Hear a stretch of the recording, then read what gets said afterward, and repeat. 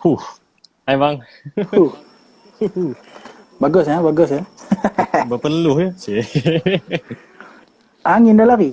Dia bawa line sekali lari. Mana nak buat macam mana? Okay, alright. Okey, kita Okay. beralih ke sesi soal jawab Okay. So, pada mana yang last tadi kita bagi masa sikit untuk masuk semula. Okay. Baru 19 Kita orang. nak tengok soalan ni berdasar apa ya? Kita dah tengok yang mana tanya dekat story kita. Okay, right. Kita dah kumpulkan mana yang relevan lah dengan tajuk. Okay, okay. Kan? So, kita akan jawab mana yang ada je. Mana yang relevan dengan tajuk. Yang soalan yang agak lari sikit daripada tajuk kita, kita mungkin jawab lain kali lah. Okay, okay. Sebelum line ni lari di bawah angin lagi, so kita mulakan lah. Okay, alright, alright. So kita ada, kalau kat sini dekat saya ada 4 soalan yang dah ditanya oleh rakan-rakan kita. Okay, alright. So soalan yang pertama, dia bertanya, adakah pelajaran yang di universiti akan diajar perkara yang basic semula atau kita kena belajar yang basic itu sendiri? Okay. Okay, alright. So maksudnya adakah subjek, tak kisah subjek apa, dia akan Ya, ajar balik basic atau tidak? Macam tu. ya betul. Okay. So jawapannya ialah untuk pengetahuan semua, selalunya lah. Tapi jangan mengharap sangat. Selalunya memang lecturer akan ulang balik kepada yang asas. Sebab apa pun, takkan dia apa pun, kalau contoh kita masuk pada tahun 1, semester 1, dia mesti ajar balik kepada asas. Tapi tanggungjawab sebagai seorang pelajar kan, lepasan matrikulasi atau mana-mana, menjadi satu tanggungjawab untuk dia teruskan belajar. Maksud jangan tinggal. Masa cuti tu, sementara nak menunggu masuk ke alam universiti tu, buat sedikit ulang kaji. Basic pun tak apa. Seorang ni tak ada jadi macam terkejut atau awkward semasa belajar dalam lecture nanti. Tapi selalunya lecturer ni di universiti, dia mengharapkan student tu sendiri berdikari dan sentiasa bersedia. Dan dia belajar terlebih dahulu. Selalunya lecturer dia akan bagi lecture note, bukan lecture, note atau apa-apa nota untuk Bahan pelajar itu mengajar lah, bahan baca. mengajar. Ya, bahan mengajar sebelum dia masuk. Maksudnya kita kena belajar, kena baca dan belajar.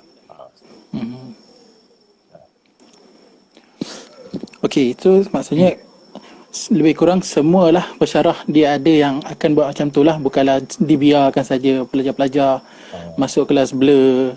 Maklumlah cuti lama kan. Tidak. Itulah. Tidak. Kebanyakannya memang akan cuba untuk ulang, untuk bantu balik.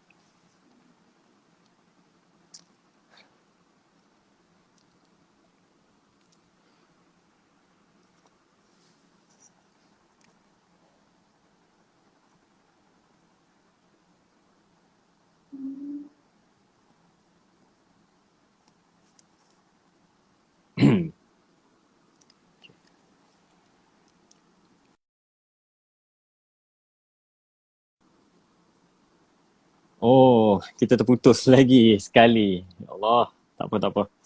Apa kita teruskan sesi soal jawab kita. Tak apa. Kita tengok yang mana tanya soalan saya tadi. Mungkin saya tak perasan masa live yang pertama tadi, tapi boleh tanya di sini. Boleh tanya di live ini. Okay, saya akan jawab soalan nombor 1. Waktu di universiti, part mana paling mustahak? Preparation sebelum ke kuliah, perhatian masa kuliah, atau ulang kaji dan jumpa lecturer lepas kelas? Perkara pertama yang paling penting, tanggungjawab sebagai seorang pelajar yang saya terangkan tadi, ialah perlu belajar. Okay. Kalau boleh, kita maksudnya buat persediaan awal dulu. Lepas buat persediaan awal, kadang-kadang mungkin kita tak faham semua. Sebab tu kita akan masuk ke kelas, kita beri perhatian. Setelah beri perhatian, mungkin kita akan dapat input yang lebih. Selepas habis, kita buat ulang kaji ataupun kita berjumpa dengan lecturer. Apapun, step utama itu ialah lakukan persediaan awal. Okay? Buat preparation dulu. Bacalah nota ke apa ke yang berkaitan. Sebab kadang-kadang lecturer ni dia suka tanya. Jadi kalau tak dapat jawab tu malulah. Okay, alright. So, soalan yang kedua. Ada tak ya?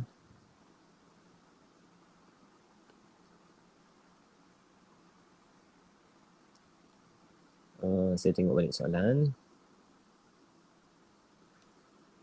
Kita tengok dulu soalan daripada tak apa. Okey, soalan. Okey. Soalan kedua. Orang kata masuk universiti ni culture shock. Betul ke? Okey, bagi saya ini pentingnya survival skill dan kita perlu ambil iktibar daripada apa yang kita dapat daripada matrikulasi. Ajaran-ajaran yang baik kita perlu ambil berat. Sebabnya apa? Selalunya, entahlah selalu, memang ada yang culture shock. Itu saya tak dapat nafikan, memang ada yang culture shock. Jadi untuk elak daripada culture shock ini, perlulah kita berdampingan dengan orang-orang yang boleh membawa kita ke arah kebaikan.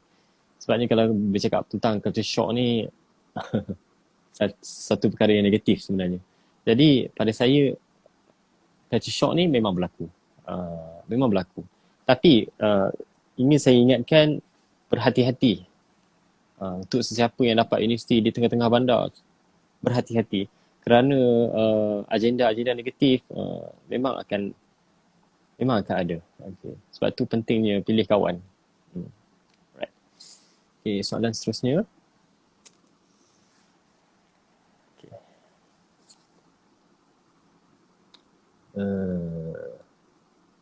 Seronok je buat live ni juga sebenarnya. Maaf lah. Kadang kita dah lama PKP ni jadi tak sempat. Tak dapat nak berhubung secara berdepan kan. Jadi nak tak nak kita cuba untuk mematuhi PKP ni, kita cuba buat live. Okay, untuk memutuskan rantaian itu, kita menyokong. Right, ada soalan lagi tak? Kita tunggu Abang Noi kita sebagai moderator untuk memberi soalan. Okay, saya cuba yang terbaik untuk malam ni untuk berkongsi sebaik-baiknya. Maaf. Soalan. Okay. Okay, saya dapat soalan. Matrik apa yang best? Saya rasa semua matrik best. Dia adalah kelebihannya tersendiri. Kita masa ni tak boleh nak banding-banding nak matrik mana kan. Tak look pada apa yang kita dapat. Sebabnya setiap matrik tu ada kelebihannya tersendiri. Dan akan menimbulkan, akan mewujudkan kenangan-kenangan indah apabila bersama matrikulasi. Saya pun memberi komitmen dengan alumni. Sebab apa? Sebab saya nak balik ke matrikulasi. Sebab saya rindu. Terlalu sekejap ni 10 bulan tu, jadi sangat sedih bila hari terakhir untuk meninggalkan matrikulasi itu sendiri. Okey, soalan seterusnya. Okey, Abang Noi kita dah bagi soalan. Ada juga yang membandingkan mahasiswa lepasan matrikulasi dan diploma. Isu yang selalu dibandingkan cara handle stres belajar, stres suasana di universiti dan pengurusan masa dan lain. Apa komen panel? Okey. Tentang perkara ni saya pun perasan memang ada di media sosial berlaku pertelingkahan antara pelajar matrikulasi lepasan ke apa ke dengan pelajar diploma. Kerana mereka menganggap yang ambil diploma ni kurang pandai dan sebagainya. Bagi saya itu satu perkara yang negatif sebenarnya. Jadi saya fokuskan kepada setiap insan itu sendiri. Sebenarnya kita sendiri yang perlu maksudnya bersikap matang sebenarnya. Sebenarnya dia perkara-perkara ejekan ini sebenarnya sesuatu sifat yang tak matang lah sebenarnya. Dia sepatutnya perkara ini tidak boleh dibandingkan kerana diploma itu sendiri ada kelebihannya. Matrikulasi itu sendiri ada kelebihannya. Jadi kita tak perlu nak bandingkan dari segi sudut negatif. Kita bandingkan dengan sudut positifnya apa. Dari segi mungkin diploma ni lebih relax sikit ke, ataupun matrikulasi kalau nak masuk juga boleh ambil ke sistem 4 semester. Benda tu tak ada masalah sebenarnya. Kalau nak, lepas tu isu yang dibandingkan cara handle stres belajar, stres suasana universiti. Saya tak pasti, tapi sebenarnya benda ni kita diajar untuk kawal stres kita, pengurusan masa dan lain-lain. Sebenarnya benda ni bukan satu masalah yang besar. Dia nak atau tak nak. Disebabkan berlaku jadi masalah-masalah negatif sebab pertama malas, tak bersemangat. Benda-benda ni timbul dalam diri kita. Jadi untuk kembali bersikap positif atau kembali bersemangat, kita perlulah berdampingan dengan kawan-kawan yang membawa kita ke arah kebaikan. Itu yang pertamalah. Keduanya, perlu kuat semangat sikit lah. Memang kadang-kadang ada setengah orang tu tak mampu nak kawal keadaan. Mungkin dari segi sekelilingnya. Itulah sedikit pandangan saya tentang soalan ketiga.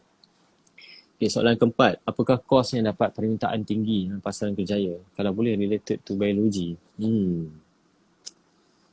Oh, soalan ni ya. Permintaan tinggi dalam pasaran kerjaya sekarang. Biologi ya.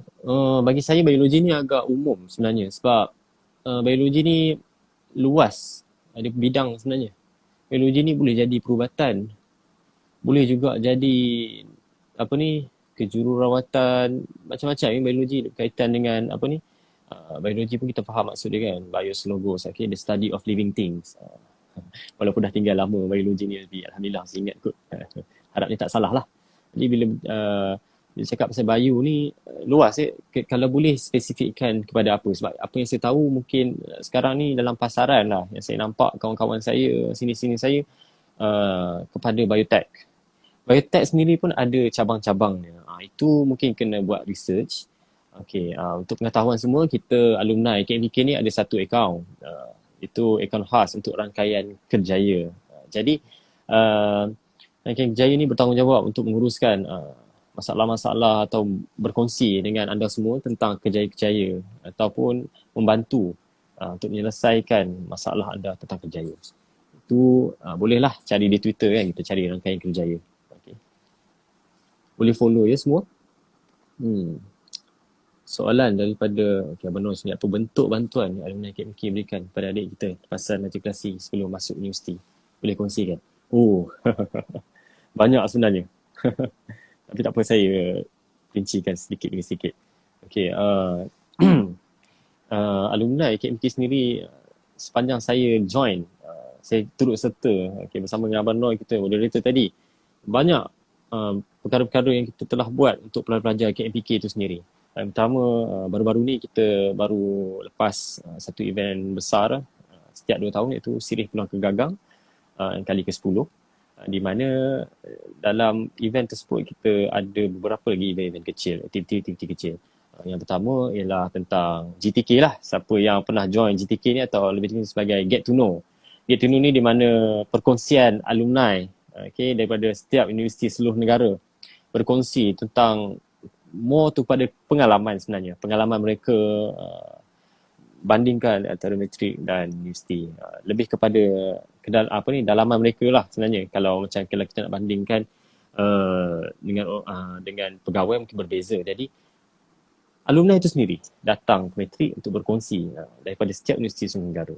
Okay, itu yang pertama, Get to Know. Yang lainnya, event lagi kita libatkan pelajar. Sebenarnya macam contoh, untuk JPP khususnya, kita ada satu aktiviti khas untuk siapa yang dilantik sebagai jawatan kuasa perwakilan pelajar. Alumni turut terlibat untuk handle dari segi kemahiran apa, kepimpinan, kemahiran bercakap, kemahiran berkomunikasi dan sebagainya. Event tu dipanggil, aktiviti dipanggil sebagai RTL atau Ready to Lead. Itu antara ni lah. Lagi apa lagi ya event kita libatkan dengan pelajar ya. Sekejap. Setakat ini yang itulah yang saya sempat ingat kan sekarang. Itu yang event-event besar. Satu lagi, kita akan sentiasa buat sharing session by alumni OTAI yang mana dah berkerjaya tu. Kita akan buat satu talk khas dipanggil sebagai OMC atau Oh My Career. Selalunya insyaAllah mungkin kita akan teruskan gerak kerja membantu pelajar KMPK itu sendiri. Alumni tak pernah lukit ilmu, sentiasa turun untuk membantu adik-adik matrikulasi itu sendiri. Sebenarnya banyak jasa alumni KMPK ni sebenarnya. Jadi tanpa alumni itu sebenarnya dia sebenarnya pengukuh atau penguat untuk kita sama-sama membawa kolej itu sendiri, untuk membawa sama pelajar ke arah kejayaan. Okey. Teruskan dengan soalan kedua. Seterusnya. Sekejap.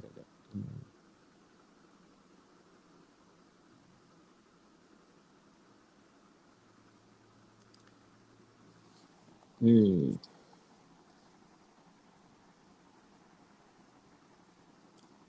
Okey, okey. Berdasar. Sekejap. Sebentar ya. Kita terus dengan persoalan lagi. Pelajar jurusan sains versus jurusan perekonomian, ada tak persepsi negatif antara kedua jurusan ini? Sebenarnya tak perlu pun ada persepsi negatif sebab jurusan pun dah berbeza. Kenapa perlu kita banding-bandingkan? Okey. Anda ambil akaun, saya ambil sains. Jadi kita buatlah kerja masing-masing, sama-sama membantu. Okey, akaun dan sains mungkin ada kaitan, jadi tak ada masalah sebenarnya. Tak perlu ada pertikaian. Perkara-perkara negatif ni patut kita tolak sebenarnya. Okey. Okey, satu perkara yang saya ingat. Alumni KMK kita ada satu exco perhubungan, di mana kita menghubungkan alumni di universiti di seluruh negara. Kita ada satu grup khas, bukan satu grup khas lah, banyak grup, tapi satu grup tu kita buat satu universiti ini. Contoh grup ini UKM, UMT dan sebagainya. Kita buat grup itu, dan di dalam grup tersebut adalah alumni yang akan bantu.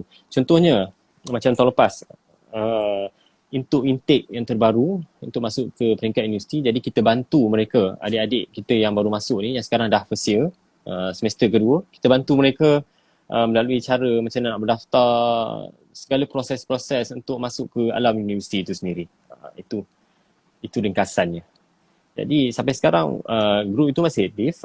Segala perkongsian daripada alumni akan masuk ke dalam grup itu. Jadi pelajar yang mungkin akan ada lost contact dengan alumni, atau kita ada grup. Jadi kalau siapa yang nak masuk ke dalam grup tu boleh berhubung dengan kami atau alumni. DM lah mana-mana. InsyaAllah kita akan cuba bantu. DM lah di mana-mana sosial media.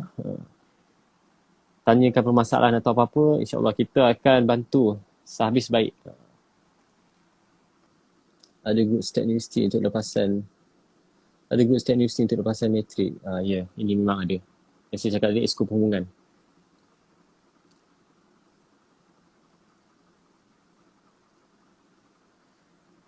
Kalau saya nak minta bantuan untuk isi CPU, bolehkah? Boleh saja, tak ada masalah. Boleh.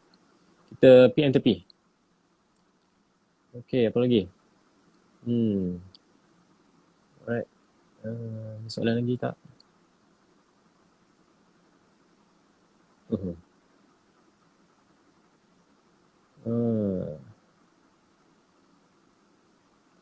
Tengok, kita ada alumni di sini yang membantu ya. Yang komen-komen di bawah tu, mereka membantu. Nampak mereka ni antara yang komit, yang banyak bekerjasama dengan yang join alumni untuk membantu adik-adik kita di matrikulasi. Segala permasalahan boleh cari mereka di universiti. Macam saya sendiri pun, saya mewakili UKM, saya bantulah adik-adik matrikulasi yang akan masuk nanti. InsyaAllah kalau ada masalah apa, bolehlah DM saya. Kalau tak dapat nombor, boleh DM saya di Instagram, ataupun kalau jumpa di mana-mana sosial media, Twitter dan sebagainya, boleh. Tak ada masalah.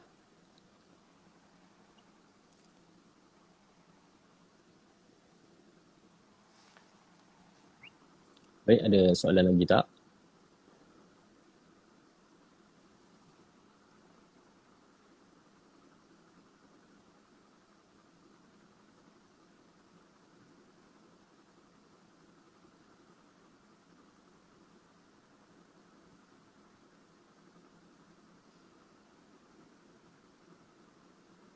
Saya dapat soalan, mana lebih penting?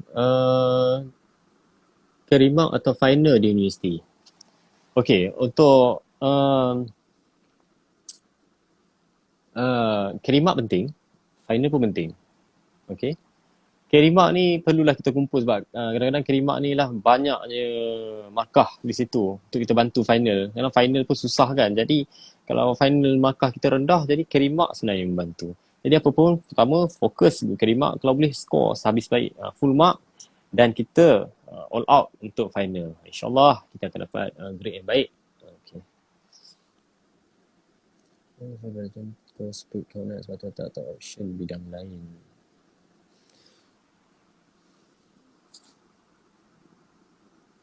Jurusan perakaunan adakah akan fokus pada kos perakaunan semata-mata, ada option lain, bidang lain? Oh, kita ada banyak bidang sebenarnya. Jurusan perekonomian, kita ada jurusan ekonomi, kita ada boleh masuk kepada bisnes dan sebagainya. Macam yang saya terangkan tadi, kita ada satu jurusan yang baru hanya di Kolej Matrikulasi Selangor. Saya lupa nak mention tadi. Uh, Jurusan perakaunan profesional yang membawa kepada SCCA. Jadi untuk memilih jurusan tersebut, dia akan ada satu exam khas untuk melayakkan dia sama ada lepas atau tidak. Jadi kalau siapa berminat dengan SCCA, boleh minta terus. So memang boleh direct. Tapi jurusan perakaunan pun boleh juga minta SCCA sebenarnya. Kita ada jalanan yang dari jurusan akaun masuk SCCA. Kalau dia ada dalam ni, boleh cerita sikit. Okay.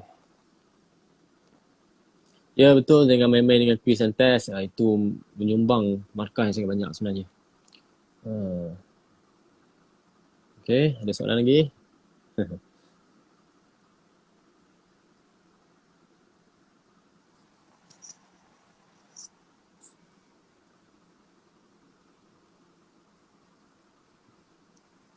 Okay. Kebanyakan kos Karimak 60%. So every quiz assignment kena tekankan sama naik dengan final. Kebanyakan kos Karimak 60%. So every quiz. Ya betul. Kalau Karimak tinggi, lebih baiklah. Kita boleh fokus.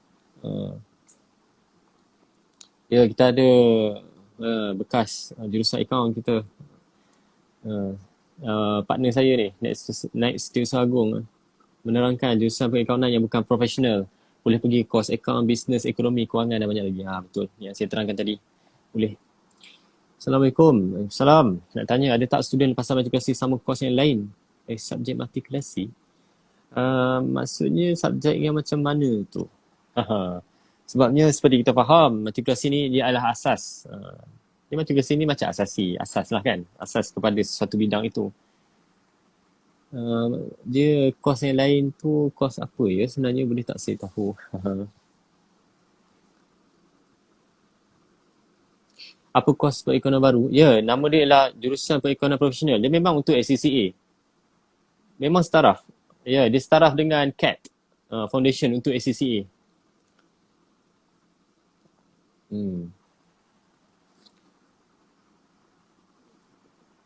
Untuk student sambung kos yang lain dari subjek matrikulasi. Saya kalau boleh perincikan lagi, saya terlalu umum, saya kurang faham. Okey. Okey.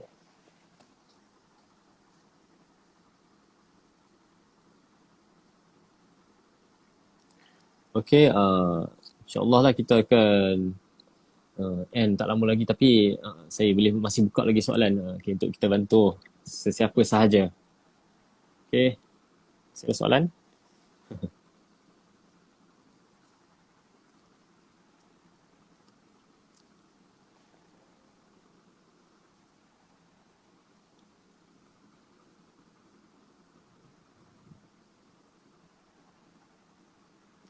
Kalau tak ada soalan lagi,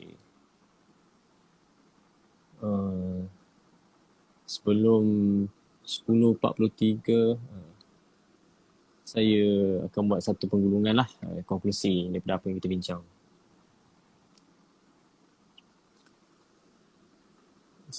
Dari jurusan sains peringkat matrikulasi ke jurusan psikologi di uni. Dari jurusan sains peringkat.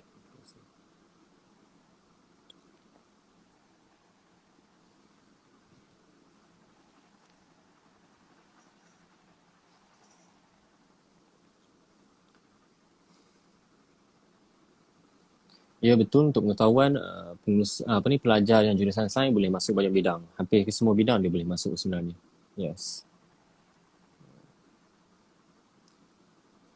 Bergantung kepada kelayakan. Siapa berminat dengan jurusan kejuruteraan boleh pilih untuk jurusan kejuruteraan, tak masalah. Nama dulu ialah teknikal, tapi sekarang ditukar kepada kejuruteraan.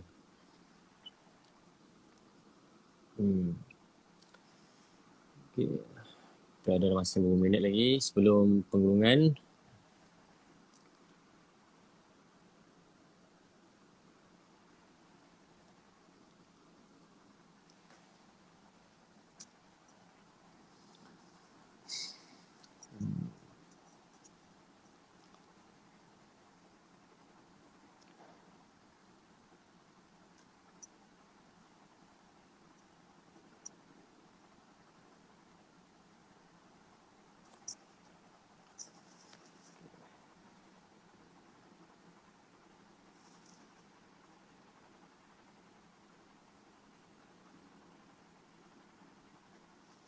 Alright.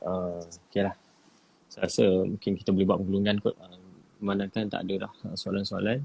Jadi apa yang saya ingin tekankan di sini ialah sebenarnya matrikulasi atau universiti sekalipun dua-dua sebenarnya susah. Kerana apa? Dia jadi susah apabila kita tak dapat menjadi atau mengawal masa. Dia sebenarnya paling penting ialah pengurusan masa. Apabila kita berjaya mengawal atau menguruskan masa yang sebaiknya, insyaAllah kita akan jadi orang yang berjaya. Kerana apa? Berlaku pengurusan masa ni bukan sekadar pelajar saja, malah pun orang-orang yang sedang bekerja pun mengalami masalah tentang pengurusan masa. Jadi sampai satu tahap mungkin kena wujudkan satu kos pengurusan masa. Tapi itulah yang saya nak tekankan. Kalau pengurusan masa tidak dijaga dengan baik, memang matrikulasi ke, universiti ke, diploma ke, asasi ke, akan jadi susah. Dia akan jadi senang apabila kita, pertama sekali ialah saya ingin tegaskan, jaga masa anda. Okay? Kalau tak mampu jaga masa sebaiknya, buatlah jadual. Okay? Supaya kita tak terkeluar daripada kita punya landasan. Kalau kita rasa macam nak terkeluar sikit, kita boleh tengok jadual kita. Oh, sepatutnya aku buat macam ni. Oh, sepatutnya aku buat macam ni. Kadang-kadang kita punya ingatan pun lupa. Macam saya sendiri pun, saya tak ada jadual. Alhamdulillah lah, saya masih ingat lagi. Kepala ni boleh gunakan sebagai boleh copy paste jadual dalam kepala ni kan. Sebab buat masa ni masih tak ada komitmen sangat kan. Sebab masih seorang pelajar kan. Tak ada komitmen lain. Sebab sekarang ni pun bukan PKP. Jadi saya susun semula masa tu sebaiknya. Okay, yang kedua ialah kalau nak kata susah tak susah tu sebenarnya dia bermula juga dengan kawan. Okay. Bila kita bercakap tentang kawan ni, sebenarnya kawan memain peranan. Apabila kita mendapat kawan yang baik, insyaAllah dia akan bawa kita ke jalan yang baik. Tak perlu pun kita nak cari kawan-kawan yang selalu yang macam ni kata, tak perlu pun sampai nak cari kawan yang pergi masjid. Tak semestinya yang tak pergi masjid ni tak baik. Cumanya dia perlu, itulah, dia sendiri perlu bijak untuk memilih kawan. Sebab itulah saya sebelum ni, kalau nak masuk, dulu masa nak masuk matrikulasi, saya berdoa kepada Allah Subhanahu Wa Taala, saya berdoa, ya Allah, semoga aku dapat roommate yang baik. Dan alhamdulillah saya dapat roommate yang baik. Mungkin dia ada kat sini kot. Roommate yang baik. Kalau kami tak pergi masjid, kami berjemaah dalam bilik. Itu contoh-contohnya sahabat-sahabat yang baik. Kadang saya pun tak dapat nak nasihat mereka, tapi mereka nasihat saya. Kalau sekiranya saya terkandas sikit. Tapi sangat penting mencari kawan sebenarnya. Oh yes. Apa lagi ya? Kita ingin buat penggulungan di sini. Tentang tu kita dah tekankan. Jadi sebenarnya pentingnya ialah pengurusan masa sebenarnya. Itu yang utama sebenarnya. Kalau benda itu gagal, memang tak dapat teruskan. Untuk adakan beberapa contoh nak buat ini, nak buat itu, memang akan terganggu sebenarnya. Samalah juga di universiti. Okay. Saya ingin ingatkan untuk lepasan matrikulasi ini untuk sentiasa muhasabah diri. PKP tak bermakna anda tidak boleh bersedia. Okay, anda boleh buat masa yang ada ni, anda boleh buat persediaan awal. Jika ada masalah, boleh bertanya kepada alumni, boleh juga bertanya kepada mesyarah, boleh juga bertanya kepada kaunselor. Kita sentiasa ada. Sebab sekarang ni manakah PKP, semua duduk rumah, jadi semua melekat dengan phone. Jadi ada masalah, terus tanya. Jangan tangguh-tangguh. Jadi tanpa persediaan untuk kita masuk ke universiti itu sendiri, setelah apa yang saya cerita tadi, yang saya kongsikan, sebenarnya sangat-sangat orang kata satu cabaran yang besar. Lebih besar berbanding matrikulasi sebenarnya. Kalau kita dapat menjaganya dengan baik, maka ia akan jadi mudah. Lebih mudah daripada matrikulasi. Sebab apa? Jadual kita. Jadual kita tak pack macam matrikulasi. Daripada pukul 8 pagi sampai pukul 5 petang. Sebab kita sendiri yang pilih jadual. Jadi saya tidak ada alasan bagi saya untuk jadi malas di universiti. Sebab jadual saya tak pack. Sekarang ni pun baru mula kelas online. Jadi satu usaha lah tu daripada pihak universiti untuk mengekalkan kita punya PDP supaya kita tak tertinggal dan sebaliknya. Mungkin ada universiti sekarang ni yang tukar kepada final, mungkin kepada PB lagi, penilaian berterusan. baru-baru ni kita dapat berita pasal batalnya exam final matrikulasi. Jadi itu satu advantage lah bagi saya sebenarnya. Jadi cuba nanti semak balik dengan lecturer atau apa supaya markah penilaian kita tu tinggi. Semoga semuanya dapat A. InsyaAllah. Jadi saya akhiri kot dengan ucapan terima kasih kerana sudi mendengar curitan saya. Walaupun kita cuba banyak kali untuk berdua sebenarnya dengan moderator. Kita dah plan untuk bersama moderator, saya sebagai panel, dan saya pun dah cuba yang terbaik untuk berkongsi. Mungkin ada poin-poin tu saya tertinggal. Masa saya menyampaikan itu, saya ada tertinggal. Mungkin ada yang komen-komen di sini bertanya dan saya terlepas pandang. Itu mungkin khilaf-khilaf saya lah, kekurangan yang berlaku kepada saya. Jadi insyaAllah selepas ini akan ada lagi perkongsian. Mungkin perkongsian dengan tajuk yang lain insyaAllah. Daripada pihak alumni MT, Majlis Tertinggi alumni KMPK insyaAllah untuk sesi seterusnya. Jadi stay tune macam esok je. InsyaAllah nanti kita akan adakan lagi sesi perkongsian lagi. Okay.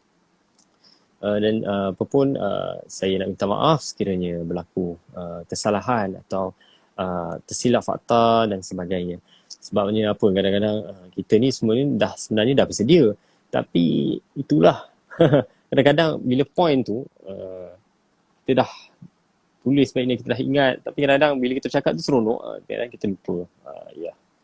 Dan terima kasih juga yang menonton ni kan, macam Sekamal bekas mentor saya, dan ibu saya pun ada dalam ni, setia daripada awal tadi, daripada pukul 9 nak tengok saya berforum pada malam ni.